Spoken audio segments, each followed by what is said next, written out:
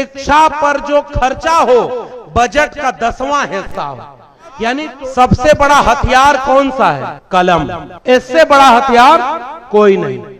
दुनिया चांद पर जा रही है और हमारे गांव में भूत पाए जाते हैं। भारत पहला देश बना है अपना रोबोट कामयाबी से उतार लिया। ये साइंस से टेक्नोलॉजी से पैदा हुआ है कि नहीं? और हमारे यहाँ तो नींबू मिर्चा टक दिया जाता है। अब इससे ज्यादा नहीं बोलूंगा, आप लोग समझदार हैं, इशारा काफी। देश अच्छा तब बनता है जब उसके आखिरी व्यक्ति तक एजुकेशन पहुंचती है, और एजुकेशन साइंटिफिक टेम्परामेंट को डेवलप करती है। क्या डेवलप करेंगे? Scientific temperament. एजुकेशन क्या देती है? Scientific temperament. और जो साइंस से डेवलप होगा, एजुकेट होगा, वो सवाल पूछेगा कि नहीं पूछेगा? अगर फीस महंगी होगी, नौकरी नहीं मिलेगी। डिबेट की पूरे एजुकेशन पॉलिसी चेंज कर दी, और उस एजुकेशन पॉलिसी में कह रहे हैं क्लोज करेंगे या मर्ज करेंगे। आपको पता है, जैसे किसानों ने आंदोलन करके अपने जमीन को बिकने से बचा लिया, इस देश के लोगों ने शिक्षा को बिकने से नहीं बचाया है। हमारे यहाँ फीस अब महंगी की जा रही है। आपके इलाके में एक सरकारी स्कूल है और एक प्राइवेट स्कूल है, और जिसके जेब में पैसा है उसका बच्चा सरकारी स्कूल में जाता है कि प्राइवेट स्कूल में जाता है? जिसकी जेब में पैसा नहीं है उसका बच्चा कहाँ जा रहा है? सरकारी स्कूल में। भारत बंट गया कि एक है? सरकारी स्कूल से निकला बच्चा और प्राइवेट स्कूल से निकला बच्चा, दोनों एक ही कंपटीशन देंगे तो पास होने की प्रोबेबिलिटी किसकी ज्यादा है? जिसको अच्छी एजुकेशन मिले। तो जिसके घर में पहले भी कोई पढ़ाई नहीं किया था और सरकारें अब सरकारी शिक्षा खत्म कर दी हैं, शिक्षा महंगी कर दी हैं, तो उसके यहां तो अब फिर से कोई पढ़ाई नहीं कर पाएगा। क्या इसकी चिंता आपको है कि नहीं? और यह सब इसलिए है क्योंकि भारत का संविधान ही खतरे में है कि पढ़ेगा इंडिया तो बढ़ेगा इंडिया के लोगों, शिक्षा के लोगों। इस बात को जरा अपने बच्चों को पढ़ाइए और समझाइए। अगर धर्म के नाम पर शिक्षा का बंटवारा हो गया तो भारत बचेगा क्या? मैं अगर कहीं शिक्षक बन करके खड़ा हूं तो मेरी क्लास का हर एक विद्यार्थी केवल इंसान है, और मेरे लिए इंसान से बड़ा कोई न जाति है और न धर्म। और मैं ये बात ऐसे समय में बोल रहा हूं जब मेरे उत्तर प्रदेश के मुजफ्फरनगर में एक स्कूल की टीचर एक मुस्लिम बच्चे को सामने खड़ा करके उसी के क्लास के बच्चों को बुलाकर कहती है कि मुसलमानों को तो ऐसे ही पीटा जाना चाहिए, और उसको थप्पड़ मरवाती है। पता नहीं आपने वो वीडियो देखी कि नहीं? जिस दिन मैंने वो वीडियो देखी मैं रोया था कि अगर सांप्रदायिकता और धर्म के नाम पर जो नफरत समाज में है वो अगर हमारे स्कूलों में चली गई तो फिर इस भारत को बर्बाद होने से कौन बचा? मंदिर में कहां कहां जाकर के मत्था टेकते हैं चुनाव के पहले। मैं ऐसे भारत की उम्मीद करता हूं जब चुनाव लड़ने जाने के लिए कोई नेता किसी मंदिर, मस्जिद, गुरुद्वारे में जाने की बजाय अपने इलाके के स्कूल में जाए और मत्था टेक करके अपने लोगों से वोट मांगे, तब जो भारत नया बनेगा।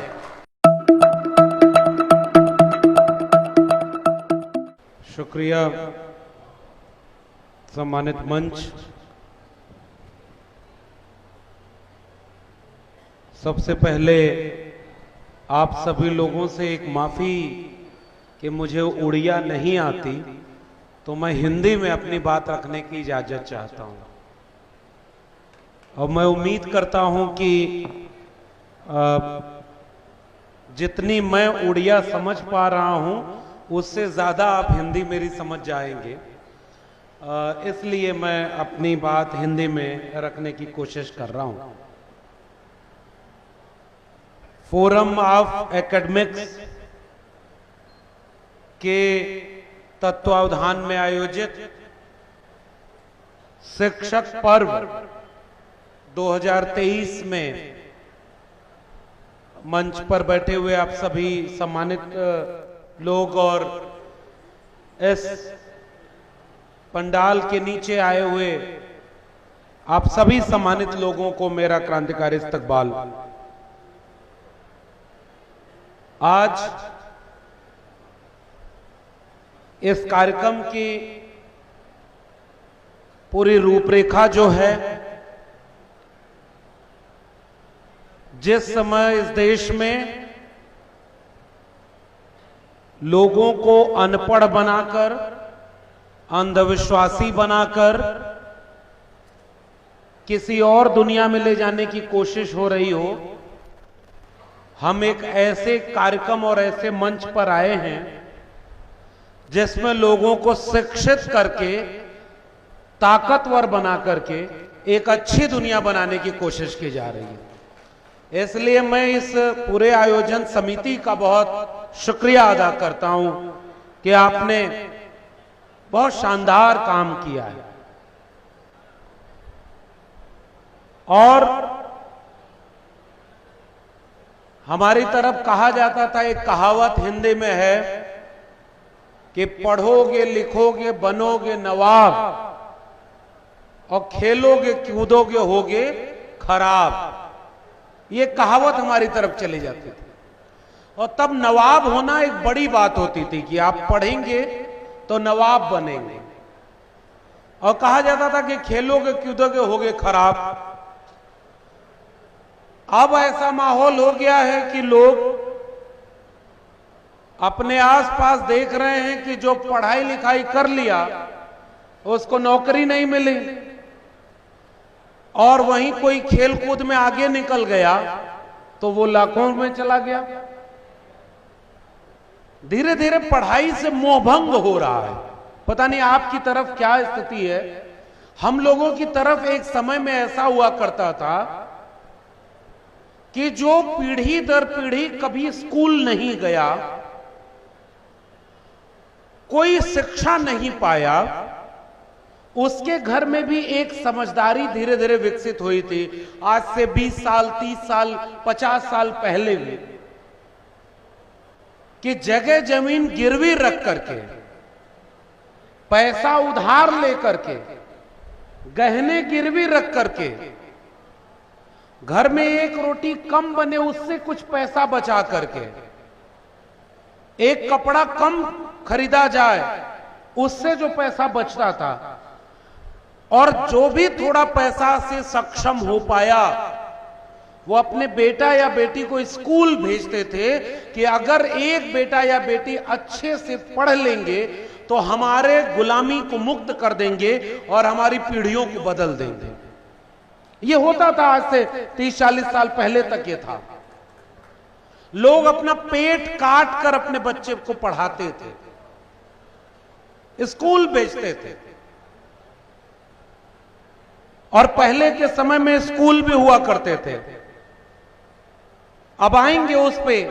आज इस कार्यक्रम के जरिए एक पैगाम पूरे देश में जाना चाहिए। मैं तो बहुत खुश हूं। अभी राष्ट्रगान हुआ और उस राष्ट्रगान में एक लाइन, पंजाब सिंध गुजरात मराठा द्राविड़ उत्कल गंगा, तो बंगा उत्कल और द्रविड़, पंजाब सिंध गुजरात मराठा और यमुना गंगा, विंध्य हिमाचल यमुना गंगा, इस लाइन से एक ऐसा नक्शा बनता था जिसको हम भारत कहते हैं। और आज उसके उत्कल प्रदेश में मैं आया हुआ हूं, उड़ीसा में।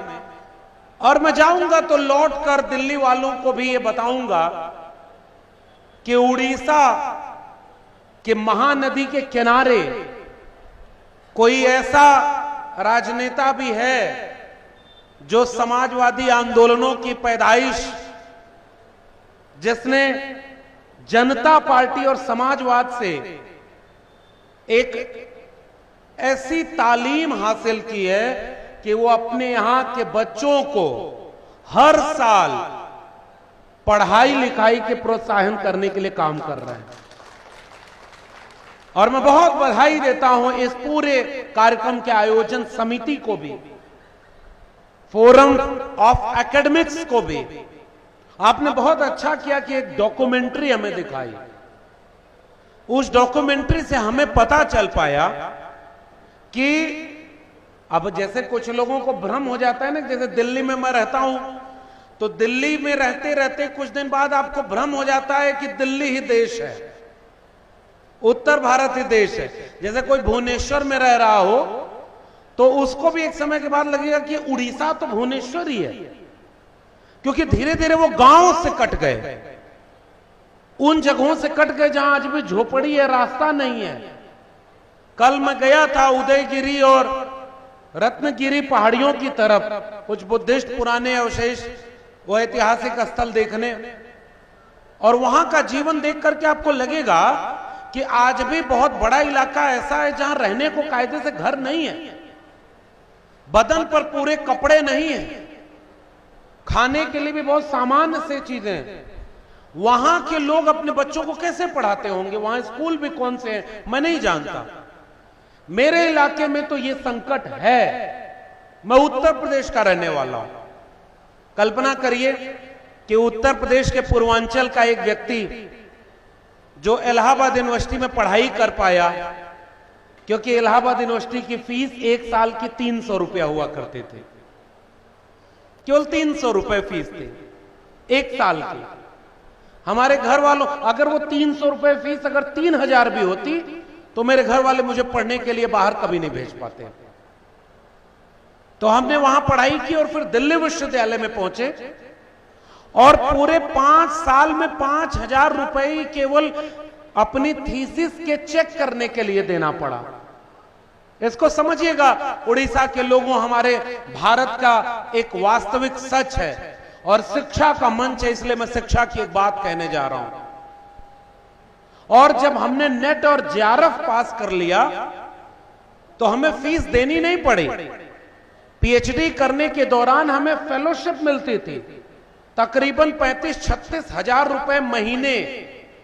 वो सरकार का पैसा था, और चूंकि सरकार का कोई पैसा तो होता नहीं, वो हमारे और आपका पैसा होता है। कुछ लोग इस देश में ये भ्रम फैलाते हैं कि जो सर्विस करता है, जो नौकरी करता है, वही टैक्स देता है। ये गलत है। जो नमक और रोटी के जुगाड़ में आप एक माचिस भी खरीदते हैं ना, तो भी आप इनडायरेक्ट टैक्स देते हैं। और इन सब पैसों को जुटाकर जिन्हें आप वोट देकर सरकार बनाते हैं, वो उन पैसों से, उनके ऊपर जिम्मेदारी है कि सबका ख्याल रखने का काम करें। तो जो पैसा हमारे और आपकी जेब से कटकर जाता है, उन्हीं पैसे से सरकार चलती है। और जिस देश में गरीबी, भूखमरी, बेकारी इतना ज्यादा हो, पीढ़ी दर पीढ़ी लोग गुलाम बनाए गए हो, एक बहुत बड़ी आबादी देश की खाने को मोहताज हो, अगर शिक्षा की फीस महंगी हो जाएगी तो कोई अपने बेटा बेटियों को पढ़ने के लिए स्कूल भेजेगा कि कमाने के लिए भेजेगा? आप बताइए। अगर बहुत महंगी पढ़ाई हो जाए, फीस बहुत ज्यादा है, तो जो गरीब घर के बच्चे हैं वो कभी स्कूल जाएंगे? वो उन बच्चों को भेजा जाएगा कि बच्चियां हैं, अगर लड़कियां हैं तो जाओ दूसरे के घर में बर्तन मांजने का काम करो, अगर बच्चे हैं तो जाओ कहीं मजदूर बन जाओ, किसी खेत में काम करो ताकि हमारे घर में रोटी चले।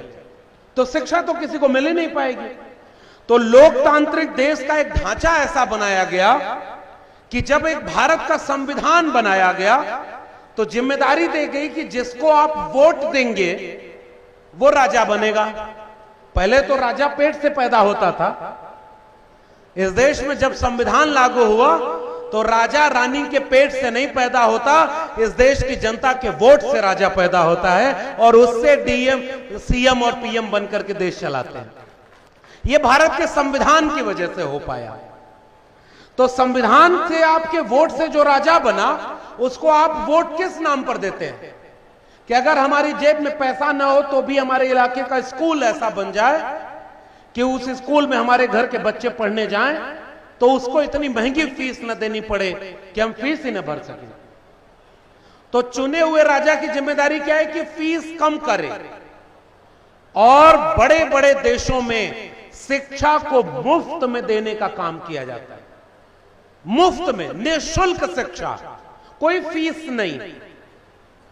तो ऐसे वक्त में आप कल्पना करिए कि फेलोशिप देने का काम इसलिए किया गया कि आप हायर एजुकेशन तक जाएंगे तो आपको फेलोशिप मिलेगी, तो आप और अपने लोगों को पढ़ने के लिए उत्सुक करेंगे।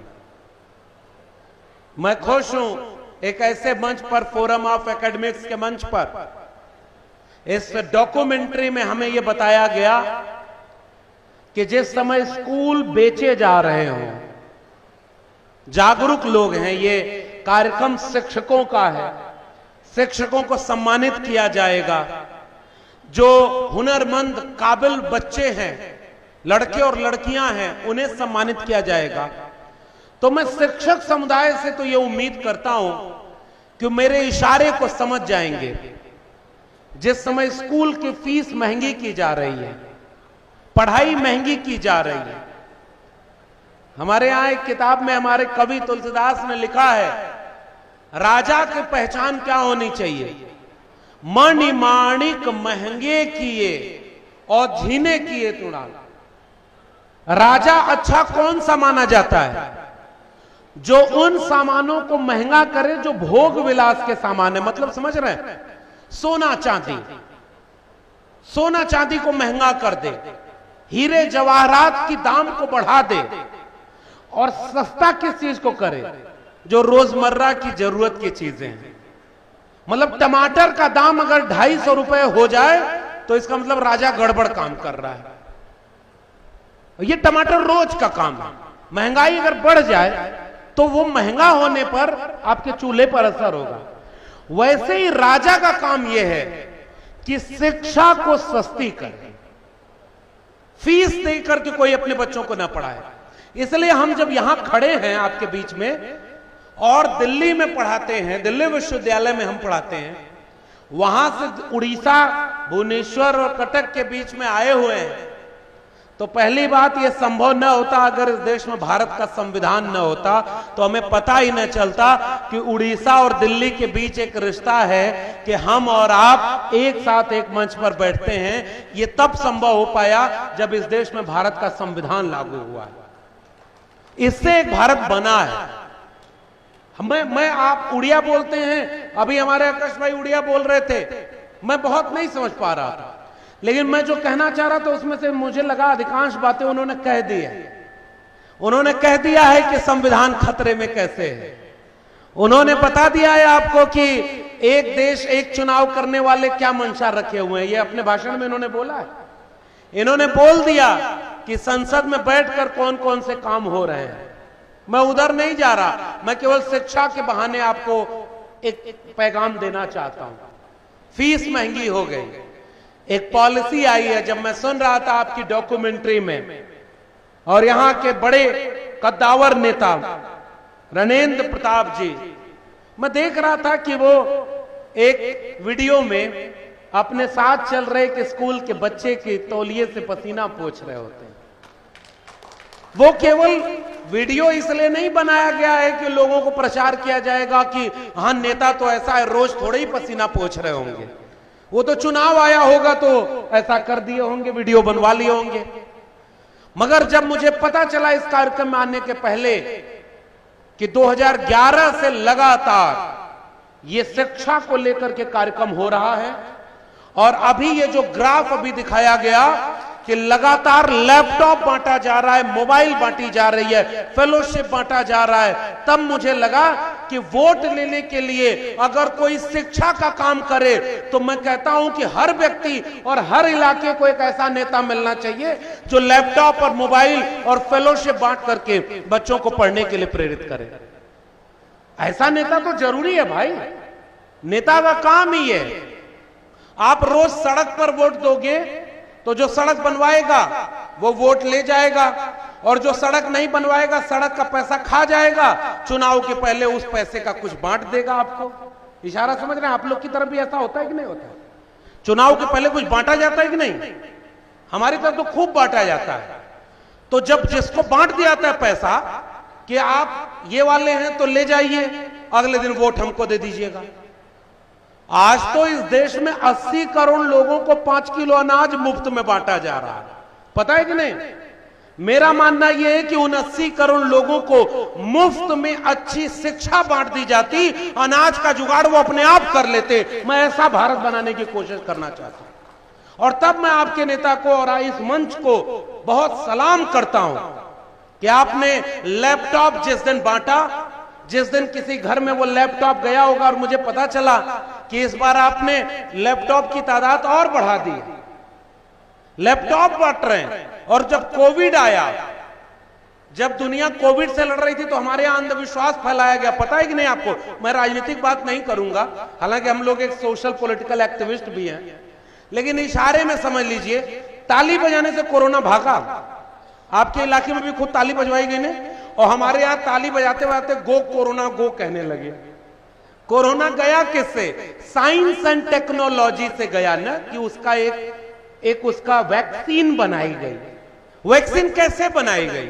साइंस से बनाई गई ना, एजुकेशन से बनाई गई ना। ताली बजाने से तो कोरोना नहीं भागा, ताली बजाने से नहीं भागा। लेकिन ऐसे कोविड के वक्त में जब स्कूल कॉलेज के दरवाजे बंद हो गए थे, ऑनलाइन एजुकेशन के लिए आपके यहां मोबाइल बांटे गए। मैं ऐसे नेताओं को मैं तो कहता हूं कि इस देश में वोट लेने का सबसे आसान काम क्या है? आप धर्म के नाम पर वोट लो। और लोग मंदिर में कहां कहां जाकर के मत्था टेकते हैं चुनाव के पहले। मैं ऐसे भारत की उम्मीद करता हूं जब चुनाव लड़ने जाने के लिए कोई नेता किसी मंदिर, मस्जिद, गुरुद्वारे में जाने की बजाय अपने इलाके के स्कूल में जाए और मत्था टेक करके अपने लोगों से वोट मांगे, तब जो भारत नया बनेगा। अपने इलाके का स्कूल बर्बाद हो रहा है, कॉलेज बर्बाद हो रहा है, और आपको मुफ्त में कुछ और बांटा जा रहा है। इसलिए मैं बहुत खुश हूं कि यहां आकर के मैं कॉलेज और यूनिवर्सिटी की चिंता देख रहा हूं। वहां जब बोल रहे थे तमाम लोग यहां पर बांटे गए। और एक और कमाल का काम, इसके पहले एक जगह पूरे लगभग दक्षिण भारत छोड़ करके पूरा भारत घूम रहा हूं, लोगों के बीच जाता हूं कि जगाया जाए कि जिस संविधान ने हमको बनाया है वो खत्म किया जा रहा है, वो बदला जा रहा है। पता नहीं संविधान बदल जाएगा तो आप क्या हो और हम क्या होंगे। लेकिन राजस्थान में एक आदिवासी विधायक मुझे मिले जो पहली बार दिल्ली गए, तो उन्होंने कहा कि हमने अपने इलाके के आदिवासी बच्चों को, जिनकी पीढ़ियों में आज तक कोई हवाई जहाज पर नहीं बैठा, कोई दिल्ली जानता ही नहीं कि दिल्ली कहां है, उन्होंने अपने इलाके के विद्यार्थी स्टूडेंट्स को, आदिवासी बच्चों को दिल्ली ले जाकर के पूरा दिल्ली घुमाया। और दूसरे नेता आपके मिले जिन्होंने अपने बच्चों को एरोप्लेन पर बिठाकर दिल्ली घुमाने का काम किया। पता नहीं उन बच्चों के लिए निजी उपलब्धि होगी कि वो दिल्ली घूम आए, जहाज में बैठ गए। मेरे लिए इसका मैसेज क्या है पता है? जिस दिन वो बच्चे जाकर के दिल्ली में लाल किला देख रहे होंगे, संसद देखे होंगे, उस दिन उन्हें एक आत्मविश्वास आया होगा, हमारी कलम और किताब को भी इतना ताकतवर बनना है कि गांव, मोहल्ले, कस्बे से एक गरीब का बच्चा भी एक दिन दिल्ली की संसद में बैठे, जहां से देश चलता है, तब जाकर के उसकी शिक्षा का कामयाबी होगी। इसलिए मैं बधाई देता हूं ऐसे लोगों को जो अपने बच्चों की बड़ी उड़ान के सपने देखते हैं। एक बहुत बड़े हमारे नायक हुए, राष्ट्रपति भी रहे, उन्हें मिसाइल मैन कहा जाता है, अब्दुल कलाम साहब।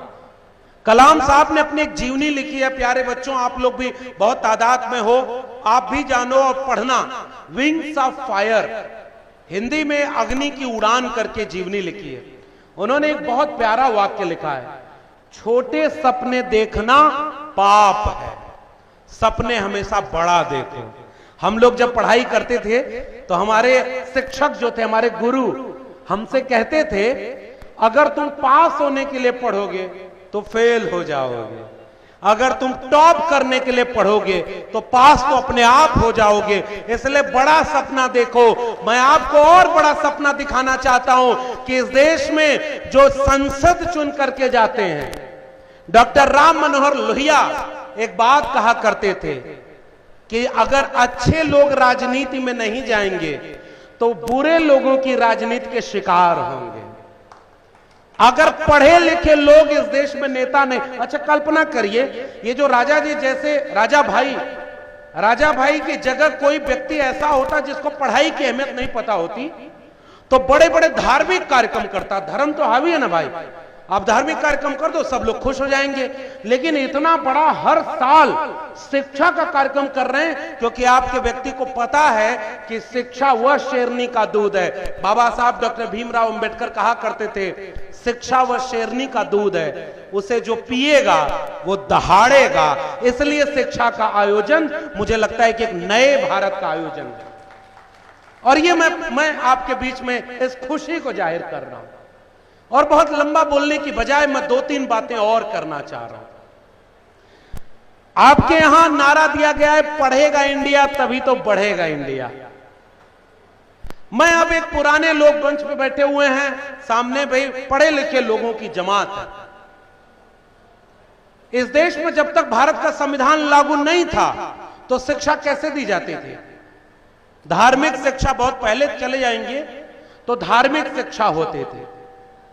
उसमें एक अवशेष ये आप रत्नगिरी और उदयगिरी जाएंगे तो आप पाएंगे कि मैं जब वहां गया तो वहां के लोकल लोगों ने बताया तथागत बुद्ध यानी गौतम बुद्ध के बुद्धिस्ट अवशेष जहां हैं वहां विश्वविद्यालय चला करते थे। आज से 1500-2000 साल पहले एक खुली शिक्षा दी जाती थी बुद्धिस्ट परिसर में, और भारत ही नहीं विदेश से भी लोग पढ़ने वहां आया करते थे। नालंदा विश्वविद्यालय, तक्षशिला विश्वविद्यालय इसी देश की मिट्टी की पैदाइश है। जिस देश में जब दुनिया में शिक्षा का कोई आधुनिक रूप नहीं था तब भारत में तक्षशिला विश्वविद्यालय बना था, नालंदा विश्वविद्यालय बना था। और हमारे यहां बुद्ध जैसा एक व्यक्ति पैदा हुआ जिसने कहा प्रज्ञाशील और करुणा, यानी तर्क की बात करो, बुद्धि विवेक से सोचो। बुद्ध को आप जानते होंगे, मेरे लिए बुद्ध का मतलब एक लाइन का है, अगर अच्छा लगे तो इस पर विचार करिएगा। गौतम बुद्ध से उनके शिष्यों ने पूछा कि आप इतने बड़े हो गए, पूरी दुनिया में आपका प्रचार हो रहा है, आप क्या संदेश देना चाहेंगे आने वाले लोगों के लिए? गौतम बुद्ध ईश्वर को नहीं मानते थे, भगवान को नहीं मानते थे, आत्मा को नहीं मानते थे। अब तो भाई चल रहा है सब, लेकिन गौतम बुद्ध से जब पूछा कि आपका पैगाम क्या है, गौतम बुद्ध ने एक बहुत प्यारा वाक्य कहा, यहां से एक पैगाम समझिएगा। किसी किताब में लिखा हो तो सच मत मान लेना, कोई व्यक्ति कह रहा हो तो सच मत मान लेना, कोई बड़ा व्यक्ति कह रहा हो तो सच मत मान लेना, ढेर सारे व्यक्ति कह रहे हो तो सच मत मान लेना, तुम सच वह मानना जो तुम्हें सच लगे। बुद्ध ने कहा अप दीपो भव, अपना दीपक स्वयं बनो। यह मुझे लगता है कि पहली शिक्षा की रोशनी थी जो गौतम बुद्ध से शुरू हुई थी। और आज भी दुनिया में आप इस देश के बहुत बड़े बड़े नेता भी जब विदेश जाते हैं तो उनको कहना पड़ता है कि हम युद्ध के देश से नहीं आए, हम बुद्ध के देश से आए। तो बुद्ध तो ज्ञान की बात करते थे। उनके विचार में सबसे पहला विचार क्या है? प्रज्ञा का, दिमाग, मानसिक रूप से आजाद होइए। शिक्षा आपको मानसिक रूप से आजाद करती है। उसके बाद शिक्षा कहां दी जाती थी? धार्मिक शिक्षा हो गई थी ना, गुरुकुलों में दी जाती थी, बाद में आकर के मदरसों में देने लगे। लेकिन सब पढ़े इसका तो कोई बहुत ठोस आपको नहीं मिलता, क्योंकि शिक्षा को कमजोर कर दिया गया। हमारे यहां तो यह भी कह दिया गया कि महिलाओं और शूद्रों को पढ़ने का अधिकार नहीं है। यह इसी भारत में हुआ था, आप इतिहास पढ़िएगा। लेकिन इस भारत में आज शिक्षा के मंच पर एक बात कहनी बहुत जरूरी है। 1848 में जब भारत अंग्रेजों का गुलाम था तो महाराष्ट्र में एक पति पत्नी ने मिल करके पहली बार आधुनिक स्कूल खोला था। 3 जनवरी 1848 को उनका नाम था महात्मा ज्योतिबा फूले और सावित्रीबाई फूले। उन्होंने पहला स्कूल 1848 में 3 जनवरी को महाराष्ट्र में खोला था। और भारत के लोगों, शिक्षा के लोगों, इस बात को जरा अपने बच्चों को पढ़ाइए और समझाइए। अगर धर्म के नाम पर शिक्षा का बंटवारा हो गया तो भारत बचेगा क्या? शिक्षा में तो मैं विश्वविद्यालय का प्रोफेसर हूं, मुझे अपने बच्चों के नाम ही नहीं पता होते। मैं उनसे कुछ पूछता ही नहीं कि कौन किस जाति का, किस धर्म का, क्योंकि मुझे वहां पर एक ही धर्म और एक ही जाति नजर आती है। मैं अगर कहीं शिक्षक बनकर के खड़ा हूं तो मेरी क्लास का हर एक विद्यार्थी केवल इंसान है, और मेरे लिए इंसान से बड़ा कोई न जाति है और न धर्म। और मैं ये बात ऐसे समय में बोल रहा हूं जब मेरे उत्तर प्रदेश के मुजफ्फरनगर में एक स्कूल की टीचर एक मुस्लिम बच्चे को सामने खड़ा करके उसी के क्लास के बच्चों को बुलाकर कहती है कि मुसलमानों को तो ऐसे ही पीटा जाना चाहिए और उसको थप्पड़ मरवाती है। पता नहीं आपने वो वीडियो देखी कि नहीं। जिस दिन मैंने वो वीडियो देखी मैं रोया था कि अगर सांप्रदायिकता और धर्म के नाम पर जो नफरत समाज में है वो अगर हमारे स्कूलों में चली गई तो फिर इस भारत को बर्बाद होने से कौन बचाएगा। इसलिए खतरा सबसे बड़ा शिक्षा पर है। आपको पता है कि नहीं कि राजस्थान में एक बच्चा दलित परिवार का था जिसका नाम था इंद्र मेघवाल। उसने पीने के पानी का मटका छू लिया और उसको उसके शिक्षक ने ऐसा मारा कि वो मर गया। आप गूगल करके पढ़िएगा। जब जब ऐसे दृश्य मुझे दिखते हैं आंख में आंसू आते हैं कि क्या ये बुद्ध के सपनों का भारत है। और इसलिए मैं आपसे कह रहा हूं शिक्षा तो एक ऐसी चीज है जो जाति और धर्म के बेड़ियों को तोड़ देती है। आप अगर टीचर हैं और आप अपने बच्चों को यह नहीं समझा रहे कि छोटे छोटे उत्तराखंड के बच्चे स्कूल में पढ़ने वाले अपने मिड डे मील जो चलता है स्कूल में खाना बनाया जाता है, उन बच्चों ने कहा कि हम इनके हाथ का खाना नहीं खाएंगे क्योंकि ये दलित महिला है। उन छोटे छोटे बच्चों को जातिवाद कौन सिखाया। अगर स्कूल के मास्टर जातिवादी हो गए, सांप्रदायिक हो गए तो इस देश को बर्बाद होने से कोई नहीं बचा पाएगा। इसलिए एक पैगाम यहां से अपने लोगों के बीच में जाइएगा, क्योंकि स्कूल ही दुनिया नहीं होती ना। बच्चा थोड़ी देर स्कूल में रहता है फिर तो अपने परिवार में रहता है। और हमारे यहां कहा जाता है पहली पाठशाला परिवार है। अपने परिवार में अपने बच्चों को जातिवाद और सांप्रदायिकता से बचाइए। और दूसरा, अपने बच्चे को इंसान बनाइए, तब जाकर के वो स्कूल आएगा तो और अच्छा इंसान बनेगा। लेकिन इस देश में इतिहास भी पढ़ाइए। अभी हमारे युवा साथी कह रहे थे कि सिलेबस बदला जा रहा है। मैं तो विश्वविद्यालय का हूं। ज्योतिबा फूले और सावित्रीबाई फूले जब स्कूल में पढ़ाने जाते थे और उन्होंने पता है कौन सा स्कूल खोला था, जरा ये भी पढ़िएगा इतिहास अपने देश का। महिलाओं को और दलित बच्चों को पढ़ने के लिए स्कूल खोला था। मैं गया हूं वहां पे। जगह का नाम है भिड़ेवाला, महाराष्ट्र के पुणे में है वो। और जब वो स्कूल पढ़ाने जाया करती थी तो उनके ऊपर पत्थर मारा जाता था। 2 साड़ी लेकर जाती थी। क्यों? क्योंकि धर्म में महिलाओं को शिक्षा नहीं देने की बात कही गई थी। ये इतिहास है इस देश का। हम नहीं जानते तो क्या इस इतिहास को नहीं बता पाएंगे। तब जाकर के इस देश में एक काम हुआ जिसने ये काम बंद कर दिया, वह था भारत के संविधान का लागू होना। जिस दिन इस देश में भारत का संविधान लागू हो गया, जिस दिन इस देश में भारत का संविधान बन गया, उस दिन स्कूल जाने के पहले यह तय हो गया कि कोई शिक्षक अपने विद्यार्थियों की जाति नहीं पूछेगा, धर्म नहीं पूछेगा। हम जैसा भारत बनाना चाहते हैं वैसा एक स्कूल बनाएंगे। ये इतिहास स्कूल बनाने का था। और संविधान जब लागू हो गया, मैं दिल्ली विश्वविद्यालय में पढ़ता हूं और उड़ीसा के लोगों, आप भी जिस बच्चे को लैपटॉप देंगे, जिस बच्चे को मोबाइल देंगे, जिस बेटी को आप पढ़ाने का काम करेंगे, आज से पहले कुछ दिन पहले तक आप भी घर में रिश्तेदार बन के जाते होंगे तो बच्चे मिलते हैं तो आप उनसे क्या पूछते हैं, बेटा बड़े होकर क्या बनोगे? हम लोग कहते थे डॉक्टर बनेंगे, इंजीनियर बनेंगे, वकील बनेंगे, प्रोफेसर बनेंगे, डीएम बनेंगे, एसपी बनेंगे। और आजकल आपके बच्चे आपको पढ़ाई, अगर यहां तो पढ़ाई लिखे लोगों की जमात है, लेकिन बाहर क्या बनाया जा रहा है? अंधविश्वास और पाखंड।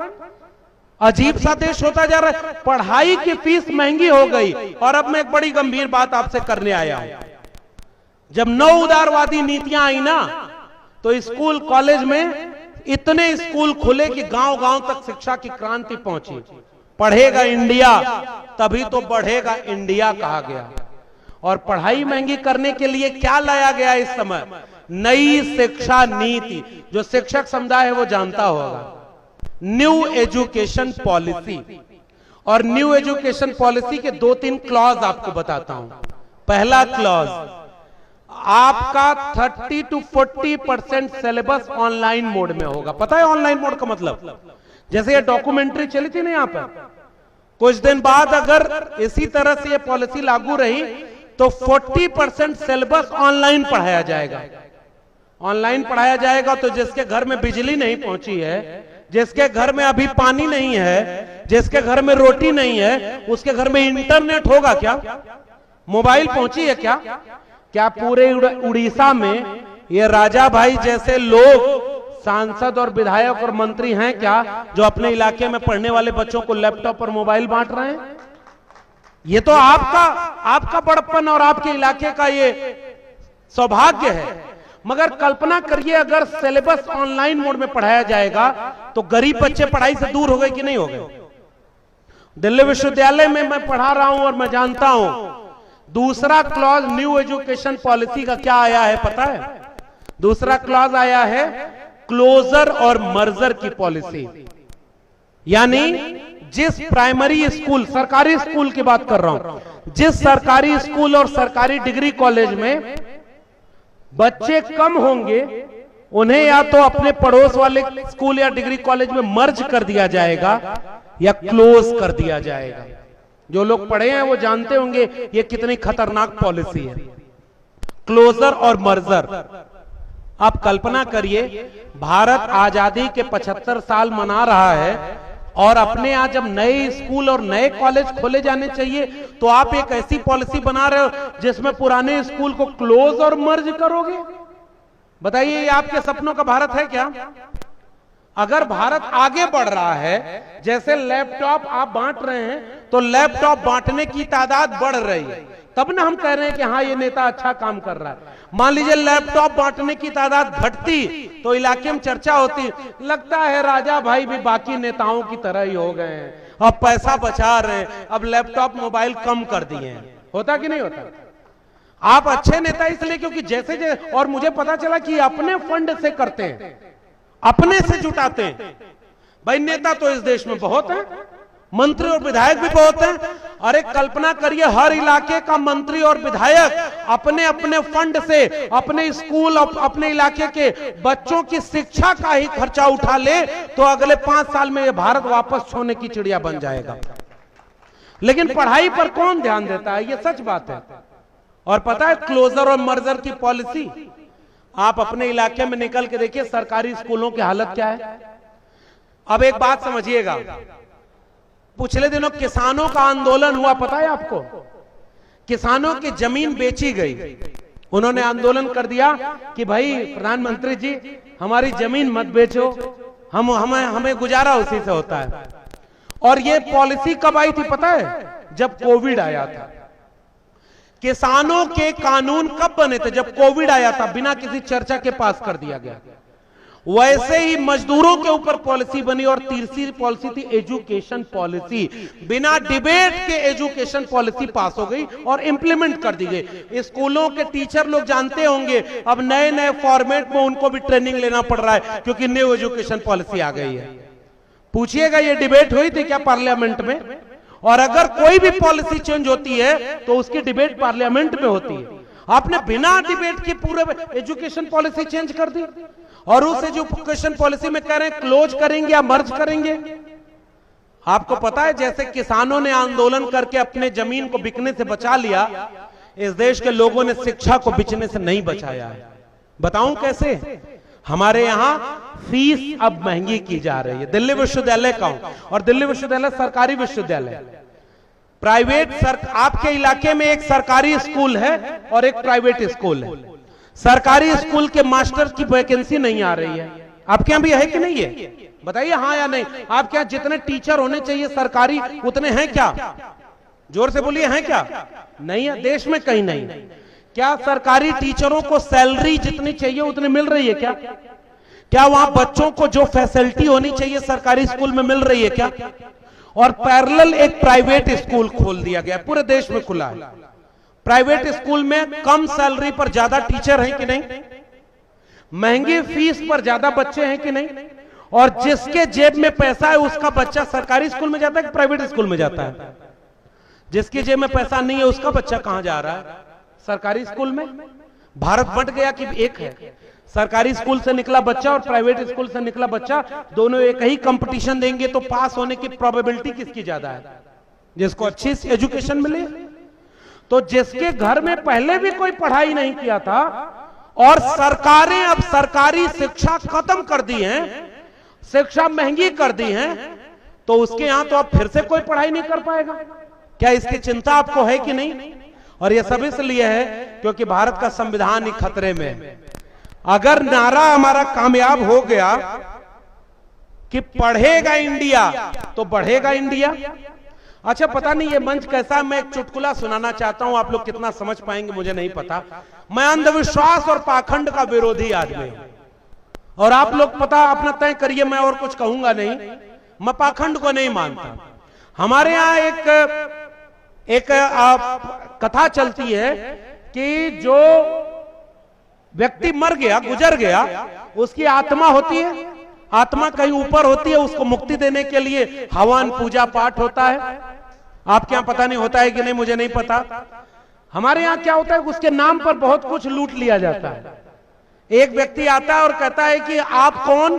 तो कहता है कि मैं उसका आत्मा, मैं वो धरती पर भगवान का अवतार हूं। अब वो कौन है मुझे नहीं पता, लेकिन वो कहता है कि आत्मा ऊपर है। और इस देश में होता रहा है, आज भी गांव में जाकर देखिए अंधविश्वास और पाखंड क्या है। नींबू काट करके भूत भगाया जाता है कि नहीं? स्कूल होता तो भूत होता क्या? लेकिन आप सोचिए कि ऐसा क्यों हो गया। हमारे यहाँ गाड़ी बनाई जाती है साइंस एंड टेक्नोलॉजी से, और गाड़ी खरीद कर जब घर लाई जाती है तो उसकी आरती उतारी जाती है नींबू और मिर्चा लटका करके। पता है कि नहीं? आपके यहाँ भी नींबू और मिर्चा लटकाया जाता है? अरे भाई, जो साइंस से पैदा हुआ है उसको आप नींबू और मिर्चा लटका के क्या करोगे? मैं एक गाड़ी खरीदा तो वहां भी एक व्यक्ति आरती की थाली लेकर आ गया, तो हमने कहा जी बताइए, तो कहा इसका पूजा करवा लीजिए। हमने कहा उससे क्या होगा? कहीं इसमें जो खराब चीजें होंगी, बुराई जो भी होगी वो मुक्त हो जाएगी, आपका एक्सीडेंट नहीं होगा, अच्छा होगा, शुभ होगा। हमने फिर एजेंसी वाले से पूछा कि मेरी गाड़ी का इंश्योरेंस किए हो? तो वो बोला हाँ। हमने कहा कितना का? कहा 25,000 रुपए में 3 साल का। तो कहीं इंश्योरेंस क्यों किए? कहा आपकी गाड़ी का एक्सीडेंट हो जाए, कहीं ठुक जाए तो आप वापस ले आइएगा, मुफ्त में आपकी गाड़ी हम बना कर देंगे।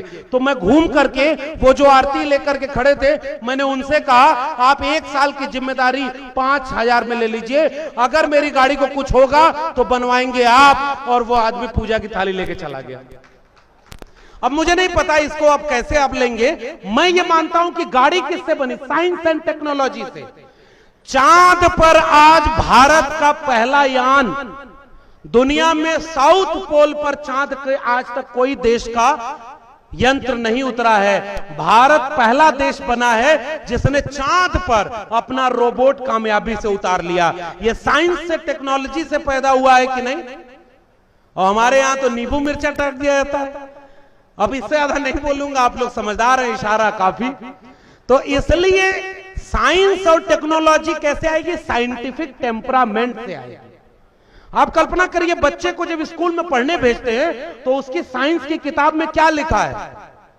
उसके साइंस की किताब में क्या लिखा है कि धरती सूरज से इतनी दूर पर है, धरती और चांद ऐसे घूमते हैं, विज्ञान है, पानी H2O से बनता है, और घर में लौटता है तो आप उसको क्या सिखाते हैं? धर्म, अंधविश्वास। आप दोनों एक साथ कैसे जी रहे हैं भाई? अच्छा, सबसे ज्यादा देवी देवता भारत में, और आज भी शिक्षा पर सबसे कम खर्च करने वाला देश भारत। मैं जितना कपड़ा पहना हूं, आप जितना कपड़ा पहने, इसमें से एक भी भारत की कंपनियों के पैदावार से बताइए। ये जितनी मोबाइल आप चलाते हैं, इसमें से खोज कहां हुई थी? भारत में हुई है क्या? ये सारा विदेश में हुआ है। भाई, आप दुनिया में इतने बड़े थे, आप इतना गरीब क्यों हो गए कि आपके यहाँ ये कैमरा चल रहा है, ये प्रोजेक्टर चल रहा है, ये तमाम चीजें चल रही हैं? ये कहां की खोज से है? साइंस एंड टेक्नोलॉजी का, और सारा विदेश का है। क्योंकि हमारे देश में जो लोग साइंस एंड टेक्नोलॉजी से शोध कर सकते थे, उनको एजुकेशन से दूर कर दिया गया। एक देश अच्छा तब बनता है जब उसके आखिरी व्यक्ति तक एजुकेशन पहुंचती है, और एजुकेशन साइंटिफिक टेम्परामेंट को डेवलप करती है। क्या डेवलप करेंगे? Scientific temperament. एजुकेशन क्या देती है? Scientific temperament. और जो साइंस से डेवलप होगा, एजुकेट होगा, वो सवाल पूछेगा कि नहीं पूछेगा? अगर फीस महंगी होगी, नौकरी नहीं मिलेगी। अभी G20 सम्मेलन हो रहा है, हमारे युवा साथी ने उसका भी जिक्र किया। हमारे यहां तो नाम बदला जा रहा है, आप समझ जाइए इशारे में कि भाई इंडिया नाम अब ठीक नहीं, अब इसको बदल के क्या करेंगे? भारत। क्यों बदलेंगे? क्योंकि विदेशी भाषा का शब्द है। और उसी G20 बैठक में पीछे क्या लिखा हुआ है? वसुधैव कुटुंबकम, यानी पूरी धरती ही एक परिवार है। जब धरती एक परिवार है तो देसी कौन विदेशी कौन? आप समझ गए कि नहीं समझ गए? आप भाई जितना मोबाइल आ रही है बाहर से आ रही है, कपड़ा पहने जो रेशम बन रहा है वो सब साइंस एंड टेक्नोलॉजी बाहर से आ रही है। आपके बेडरूम में उन देशों के बने हुए प्रोडक्ट आ रहे हैं। धरती ग्लोब बन चुकी है, इसलिए प्लीज अपने देश के नौजवानों को एजुकेट करने के लिए एजुकेशन सिस्टम को आगे बढ़ाइए।